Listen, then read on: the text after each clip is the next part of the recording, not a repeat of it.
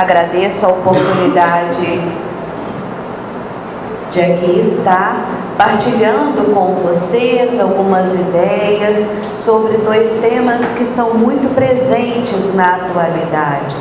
Nós estarmos compreendendo um pouco mais a grande incidência dos transtornos, das dificuldades mentais que têm acometido as pessoas de uma forma geral e compreendermos algumas vezes o complexo processo da mediunidade e as diversas interferências dos espíritos e da espiritualidade na nossa vida. Então, a gente vai começar trazendo algumas premissas básicas que a Sueli Caldas Schubert nos traz no livro Mediunidade, Caminho para Ser Feliz. Então, ela parte do princípio de que todos estamos num processo de evolução enquanto espíritos imortais, de que essa não é a primeira vez que aqui nós estamos, esta é mais uma oportunidade de aqui aprendermos acerca de nós mesmos e de nos transformarmos no sentido daquele roteiro que o Cristo nos deixou. A segunda premissa que ela parte é de que, ao longo das diversas experiências humanas, das diversas encarnações, cada um de nós vai acumulando bagagem. Uma bagagem que não é de ordem material, mas que é de ordem subjetiva. Bagagem essa através de todas as ações que nós praticamos, bagagem essa que é construída nas relações que nós estabelecemos, no esforço que nós fazemos pela nossa melhoria ou não, pelos desafios que a gente se coloca quanto à nossa renovação moral, à nossa elevação espiritual. Isso, na verdade, é a única coisa que nós carregamos e levamos ao estarmos desencarnando. Uma bagagem que nem sempre tem um saldo muito positivo. Algumas vezes, e essas dificuldades que nós ainda carregamos vão também ficar na nossa bagagem. Bem, e a gente observa que, apesar de tudo isso, o nosso crescimento espiritual vai se dando pelo crescimento que nós vamos acumulando ao longo dessas várias oportunidades, entendendo cada nova encarnação como mais uma nova oportunidade de estarmos aprendendo algumas coisas em relação a tudo que o Cristo nos deixou. E por último, ela traz a informação de que quando nós desencarnamos, nós não viramos uma outra pessoa. Nós vamos carregar todas as nossas afinidades, vamos carregar todas as nossas dificuldades. E nós vamos então estar ao longo das novas existências, das novas encarnações, tentando dar continuidade àquilo que não ficou muito bem resolvido, muito bem elaborado, ou as relações que foram ainda difíceis no sentido da dificuldade de amar verdadeiramente, de perdoar verdadeiramente, de respeitar o outro verdadeiramente, e isso vai trazer reencontros. Reencontros que nessa atual encarnação são algumas vezes novos desafios que a gente encontra. E o que isso tem a ver com mediunidade, tem a ver com transtorno mental? É o que a gente vai estar falando ao longo da nossa fala. Bem, o que é então a mediunidade? Na verdade, a mediunidade é uma porta que todos temos em maior ou menor grau de um intercâmbio com o mundo espiritual.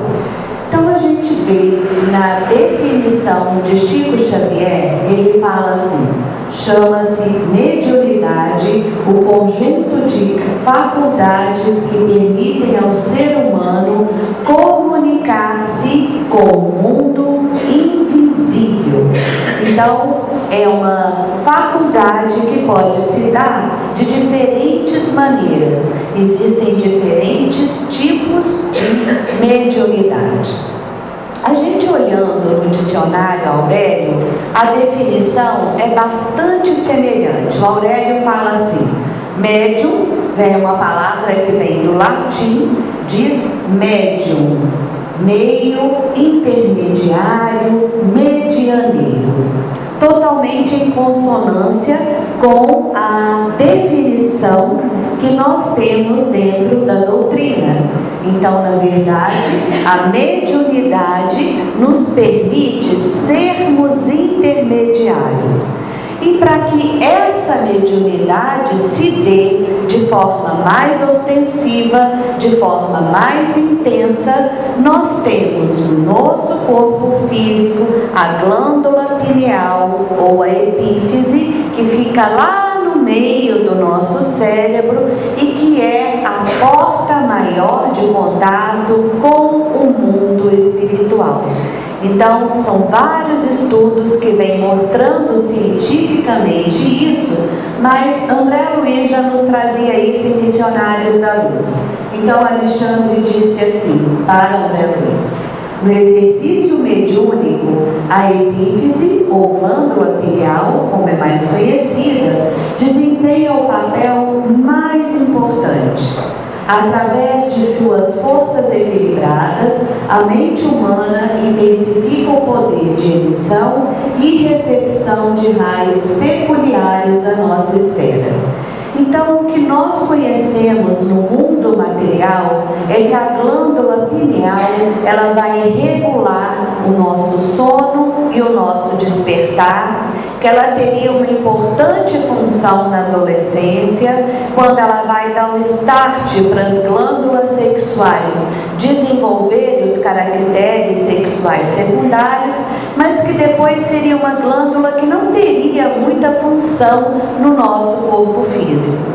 E hoje nós temos o conhecimento de que a epífise, na verdade, ela funciona como uma ponte entre os dois lados da vida. Então é através dessa localização no corpo físico que nós vamos, no exercício da mediunidade, funcionarmos como aquelas pessoas que vão transmitir as informações do mundo espiritual, tal qual acontece no funcionamento do rádio.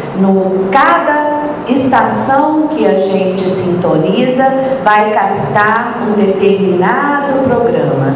O médium funciona da mesma forma. Ele vai poder estar em sintonia com várias estações espirituais e a gente vai conversar mais sobre isso.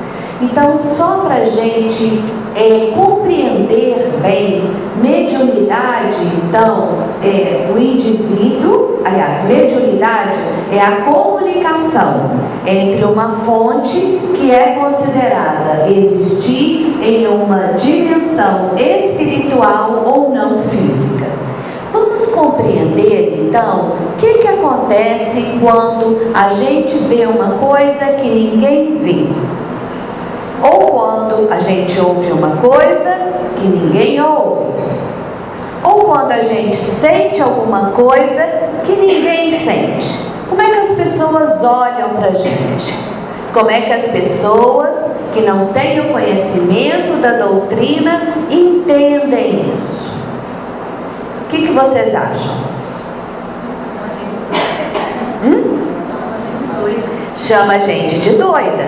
É como se essas pessoas fossem portadoras de transtornos mentais, correto?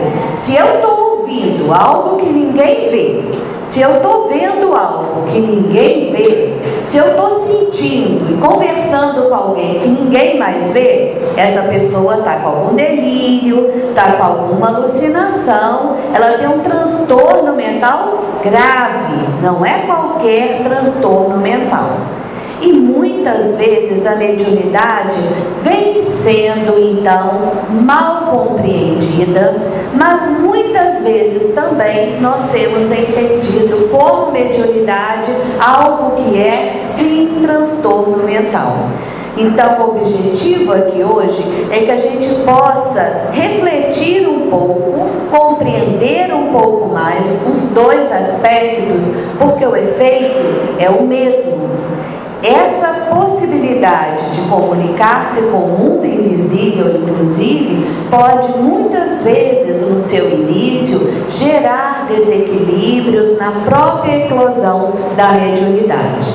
Então, é o que a gente vai conversar na manhã de hoje. O que Kardec nos fala no Livro dos Médiuns, capítulo 14, 14, sobre a mediunidade? Primeiro, ele diz que é uma faculdade inerente ao homem. E como uma faculdade que é inerente ao homem, ela não é privilégio para ninguém. Como muitas pessoas antes entendiam que mediunidade era privilégio, de que as pessoas que eram médiuns eram pessoas que tinham poderes especiais, Kardec vem nos mostrar o contrário, que mediunidade é compromisso, responsabilidade e muito trabalho. E pelo contrário, é possibilidade de resgatar muitas das nossas dificuldades, na medida que é uma oportunidade também do exercício da caridade no atendimento aos irmãos sofredores. Então é uma oportunidade de diminuirmos a nossa bagagem no sentido do saldo negativo que ela tem.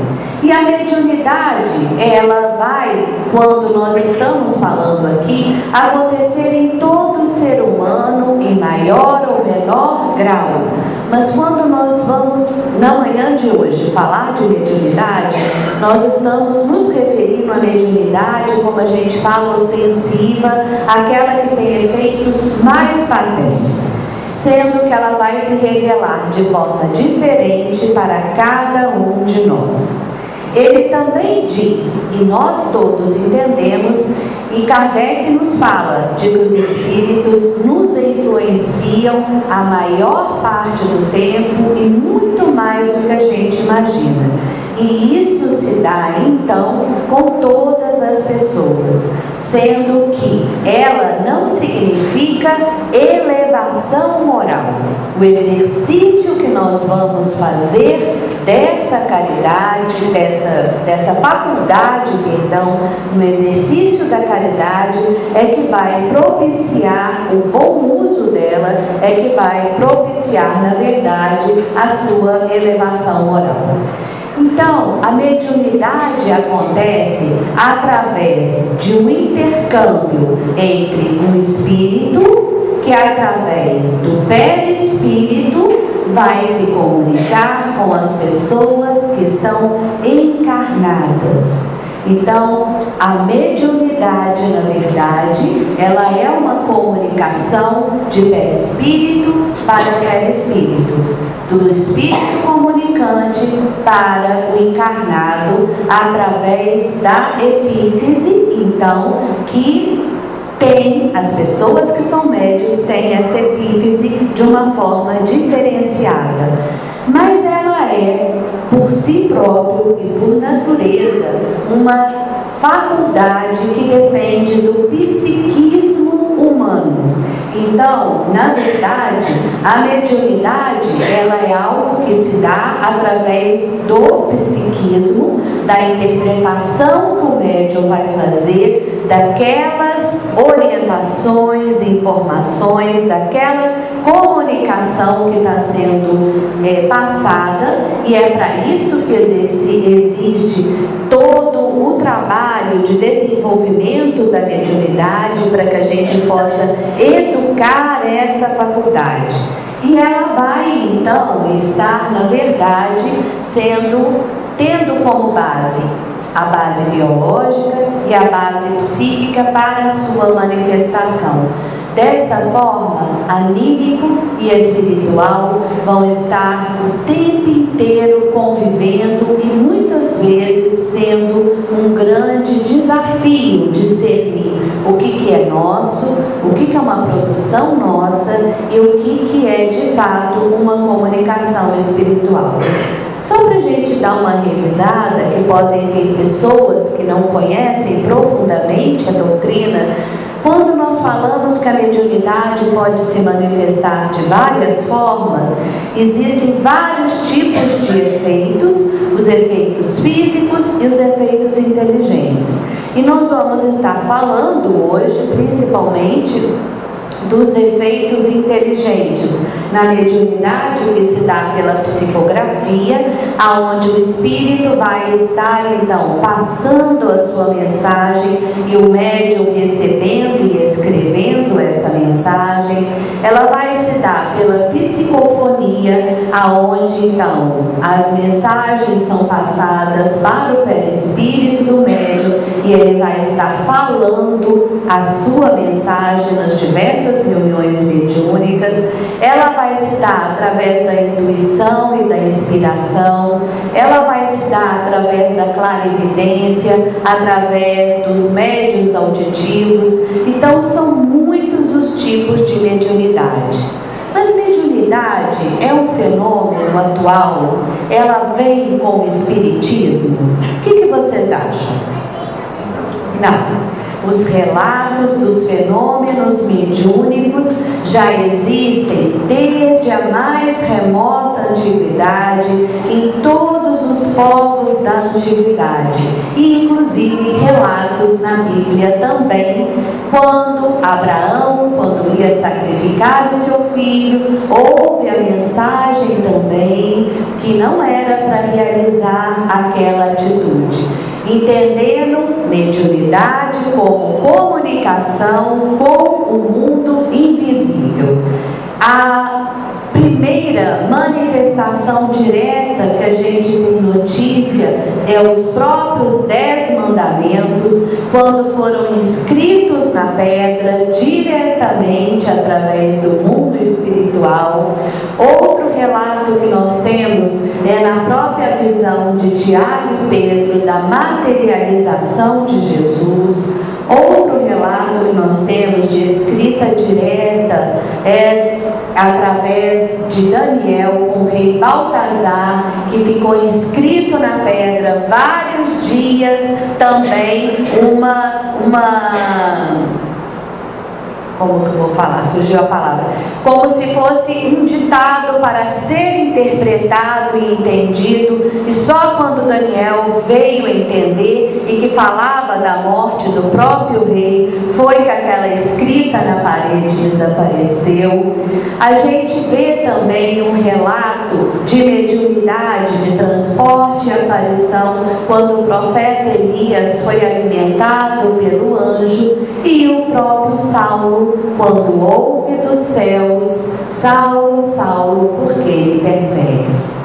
Então, entendendo mediunidade como a possibilidade de intercâmbio com o mundo invisível, o mundo espiritual, são exemplos que a gente vê relatados na Bíblia. E, na verdade, ao longo de toda a história, esse tipo de comunicação entre encarnados e o mundo espiritual sempre existiu, a ponto de Leon Denis dizer que todos os grandes santos e homens da história tinham experiências mediúnicas. Ele nos fala assim: a mediunidade é o que há de mais importante no mundo. Quase todos os profetas, missionários, mensageiros de amor, de justiça e de verdade foram médiuns, no sentido em que se comunicavam invisível com o infinito.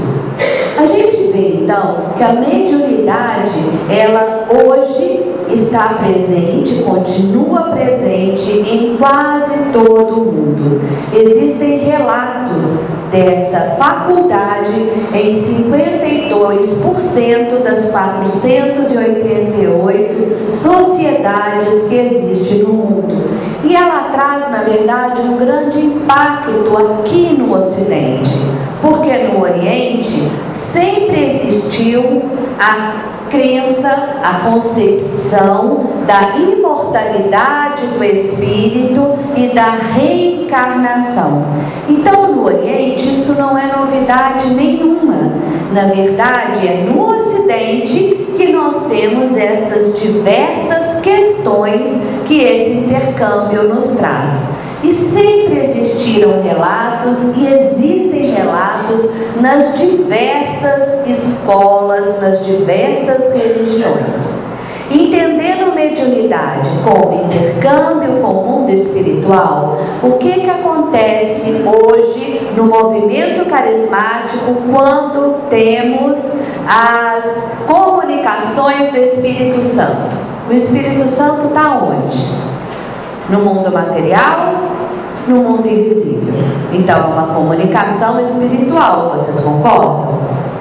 O que acontece nas igrejas pentecostais, nas igrejas evangélicas, quando tem as revelações? Quem revela? É o mundo material ou é o mundo espiritual? Então, na verdade, nós temos nomes diferentes para esse tipo de intercâmbio com o mundo espiritual. Então, não é um fenômeno que é específico dos espíritas e muito menos do movimento espírita, e nem poderia assim ser. Então, a gente vê que a finalidade da comunicação mediúnica, ela vai no sentido da nossa elevação espiritual, porque foi a partir dessa possibilidade de intercâmbio que nós vamos encontrar a verdadeira vida, que é a vida espiritual, e o conhecimento de que a vida continua após a morte física. E essa é uma das finalidades das comunicações com os desencarnados com o mundo espiritual. A segunda é trazer esclarecimento e conforto para o ser humano, e a partir disso possibilitar o desenvolvimento moral, o desenvolvimento psíquico das pessoas, o desenvolvimento da sua sensibilidade psíquica nesse intercâmbio também. Mas, como eu coloquei inicialmente naquele questionamento, a partir dos maiores relatos e da maior ocorrência dos fenômenos mediúnicos, principalmente no final do século XIX, início do século XX, a mediunidade era entendida como uma patologia, era entendida como um transtorno mental, porque ficava-se totalmente caracterizado como um processo de dissociação mental. O que é dissociação mental? Até agora eu sou Tassiana e no momento seguinte eu sou uma outra pessoa. É como se o meu psiquismo tivesse tido uma cisão, uma dissociação que acontece nos transtornos mentais graves. E realmente, se fora do contexto, é difícil de estar entendendo o que acontece.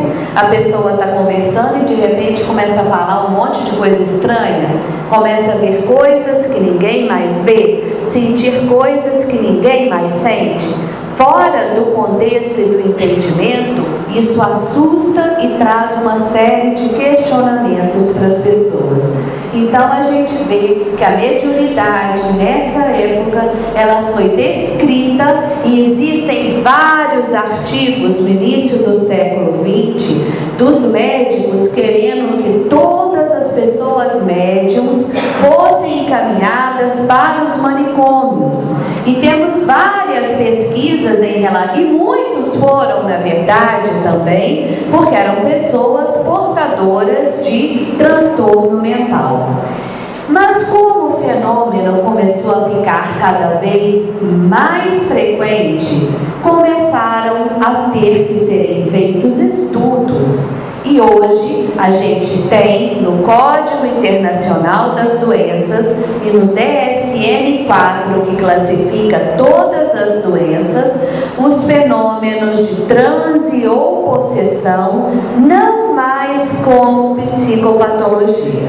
Mas para isso foi preciso muito estudo e muitas pesquisas para nós compreendermos, dentro de uma ciência que é materialista, que algumas coisas que acontecem fogem à explicação, porque a medicina não acredita na realidade do espírito, mas ela também entende que ela não pode chamar de transtorno mental algumas coisas que ela vê acontecer com algumas pessoas.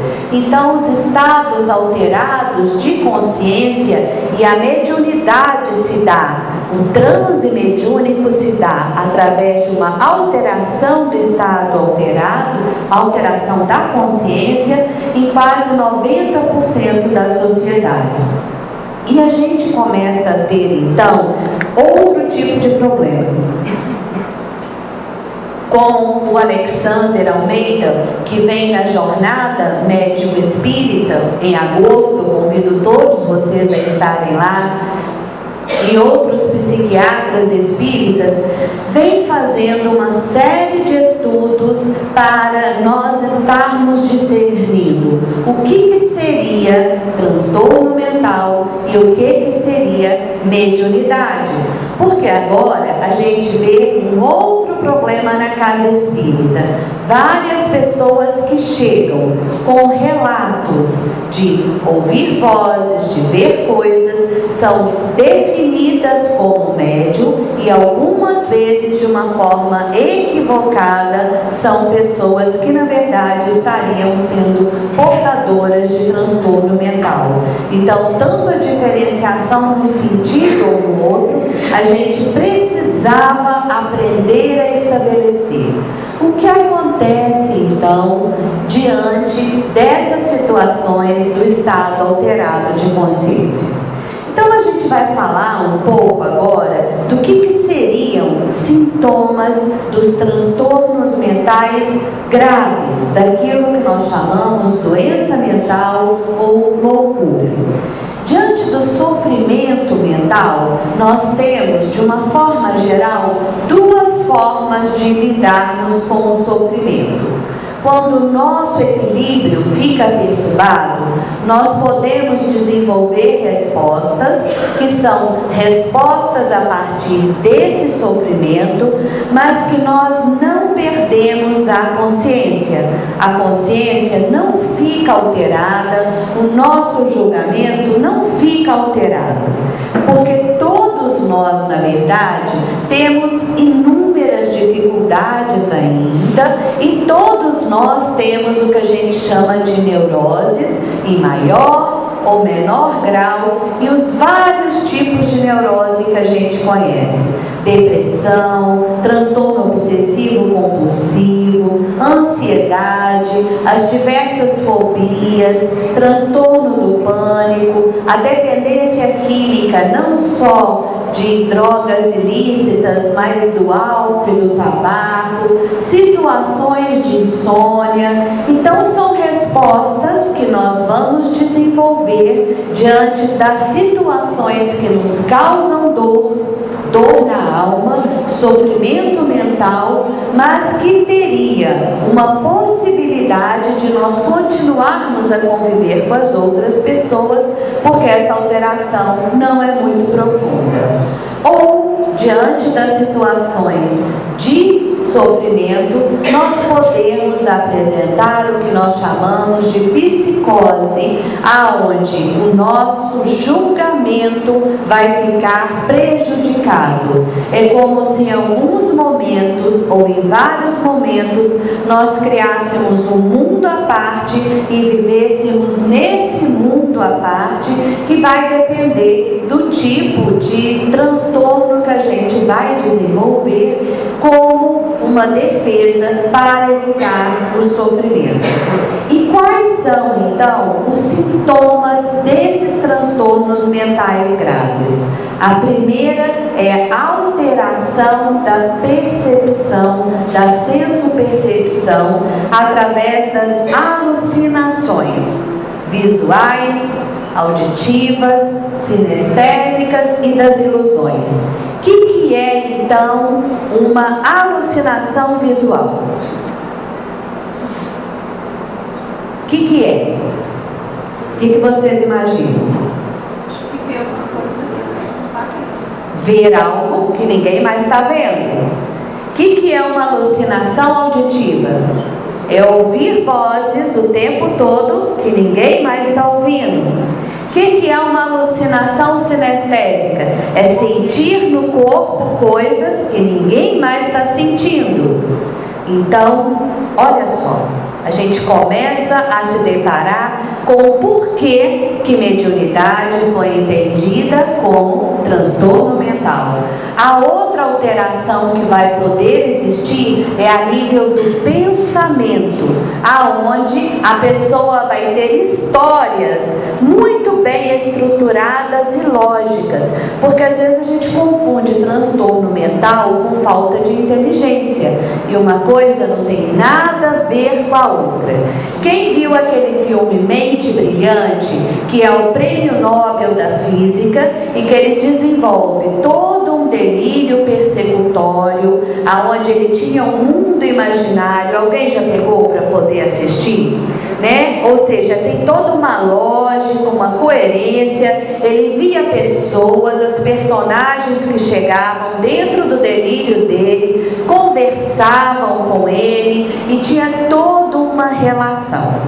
Então, gente, a gente realmente tem a tarefa de estarmos estabelecendo critérios que possam diferenciar o que seria uma experiência espiritual do que seria uma experiência oriunda de um transtorno mental com conteúdo religioso. Porque em diversos momentos os delírios são delírios religiosos. As pessoas entendem que estão conversando com vultos, que são salvadoras do mundo, que estão recebendo mensagens que são essenciais para a mediunidade, para a humanidade, perdão. Então a gente precisa saber diferenciar o que é uma coisa do que é outra. E as pesquisas que foram realizadas foram muito importantes e muitos médiuns, videntes e sensitivos foram estudados. E essas pesquisas nos permitiram ver que, embora o que é estado alterado de consciência? É possibilitar ouvir vozes, ver pessoas, sentir coisas, ter quadros mentais, sem que isso se constitua numa experiência de transtorno mental. E esse tipo, então, de diferenciação, ela é fundamental. A gente tem, então, um grande estudo que é do Paulo Dalgalarrondo, que é um estudioso brasileiro, que não é espírita, mas que estudou profundamente, que vai situando de forma bem precisa como nós diferimos uma coisa do outro. Porque são semelhantes, são estados alterados de consciência. O que ele traz, então? As experiências de conteúdo espiritual geralmente são coerentes com a doutrina religiosa, seja ela qual for. Nós não temos que pensar só no movimento espírita, né, nas diversas ocasiões em que isso acontece. E os sintomas psicóticos geralmente têm um conteúdo muito bizarro bizarro, confere a pessoas poderes especiais e um status divino, como se ela fosse melhor do que as outras pessoas. Nas experiências espirituais, as reações sensoriais são menores e é principalmente uma manifestação intelectual, uma manifestação subjetiva. Já nos sintomas psicóticos, muitas vezes os sintomas são sentidos como físicos ou corporais. Nas experiências espirituais, o insight geralmente está presente, ou seja, aquela comunicação que é recebida leva a pessoa a refletir e a produzir alguma informação sobre ela mesma e sobre a sua vida. Nos insights, nas experiências psicóticas, esse insight não está presente, a pessoa não se coloca naquela situação. Nas experiências espirituais tem uma duração breve, tem dia e hora para acontecer. Esse fenômeno vai se dar nas reuniões mediúnicas em tal dia, em tal hora. E se começa a acontecer o tempo inteiro, em casa, na rua, no trabalho, já é sinal de desequilíbrio também, que a gente vai estar falando daqui a pouco. Já na experiência psicótica, não. A pessoa está o tempo inteiro em comunicação com o mundo espiritual. Então, se isso está acontecendo, é algo que nos chama a atenção e que deve nos preocupar. Por isso, como tem dia e hora para acontecer, a experiência espiritual, a pessoa tem o controle sobre a sua ocorrência. Já no sintoma psicótico, não. A pessoa não tem nenhum controle, ela se diz sem controle. As vozes vêm, as vidências vêm, as mensagens vêm, sem que a pessoa tenha nenhum controle sobre isso. E aí a gente já começa a entender o próprio processo obsessivo, que muitas vezes causa isso, como um tipo de transtorno, né? Porque perturba o tempo inteiro a vida das pessoas. Na experiência espiritual, o sentimento de realização é no sentido de produzir um conteúdo espiritual, e nos sintomas psicopatológicos são desintegrativas e não trazem nenhuma mensagem positiva para a vida. E por último, as vivências espirituais geralmente são orientadas para o outro, não são mensagens para mim mesmo. E nas experiências psicóticas, geralmente, são mensagens todas auto-orientadas. Um outro aspecto que nós temos que observar é o estilo de vida e de personalidade da pessoa. Como que a pessoa, no geral, se ela apresenta algum outro indicativo de outras dificuldades de ordem espiritual, de ordem mental, perdão, o que não acontece na experiência espiritual. Já nos sintomas psicopatológicos, o estilo de vida e a personalidade indicam alterações. E a pessoa, na experiência espiritual, se sente produzindo vida, se sente importante e útil. Já no sintoma psicopatológico, as pessoas se sentem muito passivas e elas não se implicam no que está acontecendo. Na experiência espiritual, são então, portanto, ocorrências isoladas sem outros sintomas, e nos sintomas psicopatológicos existem outras ocorrências, outros sintomas.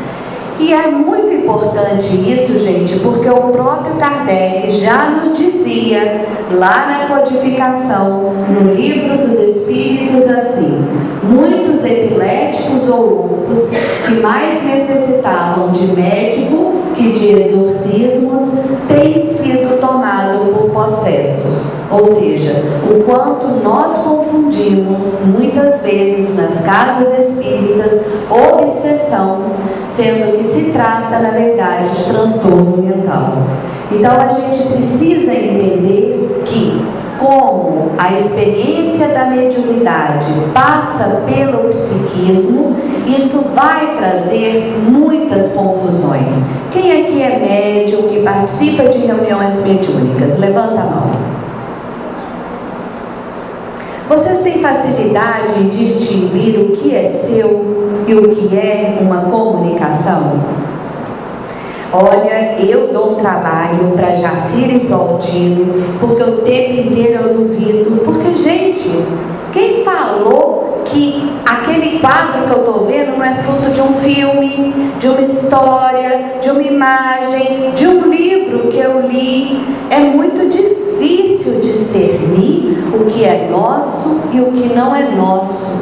E a gente precisa aprender a fazer essa diferenciação somente no exercício da mediunidade, no exercício mediúnico, no estudo permanente. Então, nós precisamos ter um ego, uma estrutura razoavelmente, estou falando totalmente, senão ninguém podia ser médium, razoavelmente saudável, para a gente de fato poder ter um intercâmbio satisfatório. E a gente vai ver que muitas vezes, quando a mediunidade eclode, ela vai trazer vários problemas psíquicos para as pessoas, problemas esses transitórios. Novamente, Sueli fala assim: podem acontecer alterações emocionais súbitas, então uma instabilidade afetiva grande, vidências, uma necessidade compulsiva e inoportuna de estar escrevendo o tempo inteiro, calafrios, sensações de formigamento nas mãos e na cabeça, mal-estar em determinados lugares ou diante de algumas pessoas, sensação de enfermidades inexistentes. Então, a própria eclosão da mediunidade em si, ela pode permitir o que nós chamamos de invasões psíquicas pela falta de educação ainda dos médiuns, e essas invasões precisam ser educadas e controladas para não provocar uma mistura nos pensamentos da pessoa. E qual é o tipo de tratamento para isso, que não seria uma obsessão, mas seria da própria eclosão da mediunidade? Isso ele nos coloca, e acho que é aquilo que é sempre o tratamento. Primeiro, havendo a presença de uma perturbação espiritual, o tratamento desobsessivo. Quais são os outros recursos para qualquer pessoa que está em tratamento espiritual? A frequência nas palestras doutrinárias, nas reuniões de estudo, passe, água fluidificada, evangelho e terapia, o trabalho na assistência espiritual. E, além disso, se fizer necessário, nós não podemos prescindir, dependendo do nível de perturbação que a pessoa esteja, do encaminhamento, sim, para profissionais de saúde, médicos e psicólogos, porque isso muitas vezes traz muitas perturbações para a pessoa. Mas entendendo que, gente, que não é a mediunidade que provoca nenhum adoecimento e nem o não uso da mediunidade, porque a mediunidade em si só é uma porta aberta de intercâmbio que nós temos que aprender a fechar e abrir nos momentos adequados. E quando acontece então o fenômeno da perturbação espiritual propriamente dita, do que a gente chama de obsessão, nós temos que começar a entender que mediunidade ou qualquer tipo de ligação e de influenciação espiritual começa em nós, a partir da rádio na qual nós estamos captando. Então ela começa nas nossas próprias imperfeições e nas próprias dificuldades que nós estamos carregando. E quais seriam os sintomas do transtorno obsessivo, que muitas vezes também é confundido com transtorno mental? Por quê? As principais características são falhas no pensamento, com consequente perturbações da realidade, muitas vezes alteração no comportamento da pessoa, gerando constrangimento, algumas vezes também ter quadros de alucinação e delírio, ou seja, ter evidência ou audiência, e algumas vezes características parecidas com a síndrome do pânico e com alterações no sono. Tudo isso, gente, nos traz então um quadro que é extremamente complexo. Não é fácil nós dizermos, quando a pessoa chega com algumas queixas, isso é mediunidade, isso é transtorno mental, isso pode ser um processo de obsessão, entendendo que nesse processo obsessivo nós vamos estar sofrendo a interferência de irmãos que estão no mesmo processo evolutivo que o nosso, como Hermínio Miranda nos fala. O obsessor não é diferente de nenhum de nós, ainda prisioneiros de paixões milenares que repercutem e ecoam de século em século e vão aos milênios. A gente tem então o processo de obsessão como processo de ligação com espíritos de encarnações anteriores, nos quais nós deixamos marcas, e marcas que ficaram como feridas e que vêm nos cobrar essas dívidas.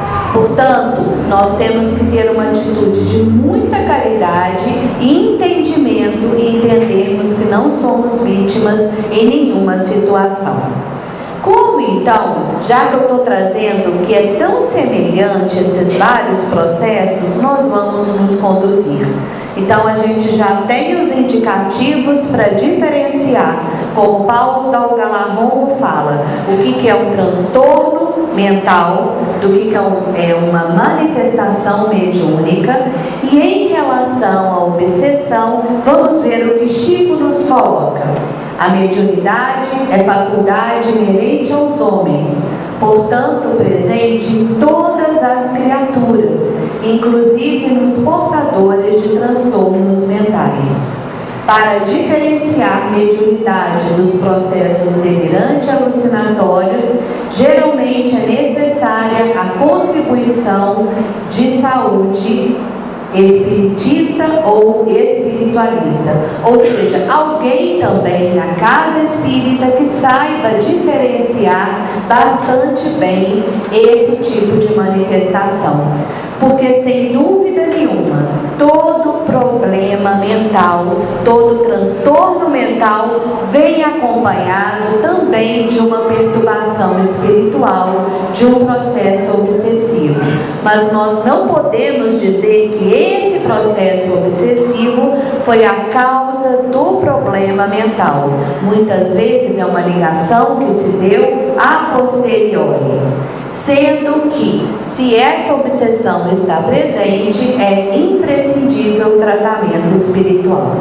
O que mais Chico nos fala? Que o doente mental, como uma antena perturbada, a pessoa que de fato é entendida como doente mental, ela não deveria estar participando das reuniões mediúnicas. Que o melhor tratamento em todos os momentos em que não estamos muito bem equilibrados é a evangelioterapia, é o tratamento espiritual, é algumas vezes a terapêutica na área da saúde. E ele diz ainda, que as reuniões mediúnicas são ambientes especializados para o atendimento dos desencarnados do plano espiritual. E como nós vamos estar realizando esse tratamento? É um tratamento que não vai acontecer em qualquer tipo de influenciação espiritual, somente no plano espiritual. Porque se nós não nos cuidarmos e não tratarmos a nós mesmos, nós vamos estar nos afinizando novamente com as mesmas energias perturbadoras. Então Chico fala assim: A desobsessão é, em todos os sentidos, um processo de libertação, tanto para o algoz quanto para a sua vítima. E nos convida a evitarmos esse tipo de ocorrência na nossa existência. De que maneira? Através de estarmos de fato nos afinizando com a proposta que o Cristo nos deixou. E aí, Joana nos fala assim: abrir a mente à luz e o coração ao amor é o impositivo do Cristo para todos os que creem, e especificamente para os espiritistas, que possuímos antídotos eficazes contra obsessões e obsessores, com socorro aos obsediados e seus seguidores sobre a égide do Cristo. Não tem outro recurso a não ser o exercício do amor. Até porque, como a Ivone Pereira nos coloca, ser médium não é apenas receber espíritos, é, acima de tudo, ser discípulo do bem, habilitando-se dia a dia no intercâmbio regenerador com o alto aproveito da reforma geral da humanidade, do planeta e de si próprio. Nós temos todos a oportunidade bendita de termos tido o grande exemplo do exercício mediúnico, o grande exemplo de vida, de seguidor do caminho que Cristo nos deixou, que foi Chico Xavier, e que fica para todos nós como um exemplo a ser seguido. Exemplo que vem em muitos outros personagens que nós temos a oportunidade bendita de conhecer na doutrina espírita. Então, na verdade, nós temos que pensar sobre quais são os canais mentais que nós temos aberto na nossa vida, quais são as ondas de pensamento com as quais nós temos nos afinizado, não só no exercício da mediunidade, mas na nossa vida. Como Chico nos fala através da sua psicografia, André Luiz, aliás, todos somos médiuns dentro do campo mental que nos é próprio, associando-nos às energias edificantes, se o nosso pensamento flui na direção da vida superior, ou as forças perturbadoras e deprimentes, se ainda nos escravizamos às sombras da vida primitivista ou torturada. Nós temos, portanto, a cada dia a oportunidade de escolhermos caminhar no sentido de nos afinizarmos com as mensagens do plano mais alto, buscando em Cristo aquele que nos indicou o caminho, quando nos dizia: eu sou o caminho, a verdade e a vida. Então, todos nós temos conhecimento de para onde irmos e de como caminharmos na estrada da vida. E finalizando, a gente vai lançar mão das palavras de Emmanuel no prefácio de Nos Domínios da Mediunidade, quando ele nos diz assim: cada médium com a sua mente, cada mente com os seus raios, personalizando informações, observações e interpretações. E conforme os raios que arremessamos, erguecemos-á o domicílio espiritual na onda de pensamento em que as nossas almas se afeiçoam. Isso equivale a dizer: a cada um segundo as suas obras.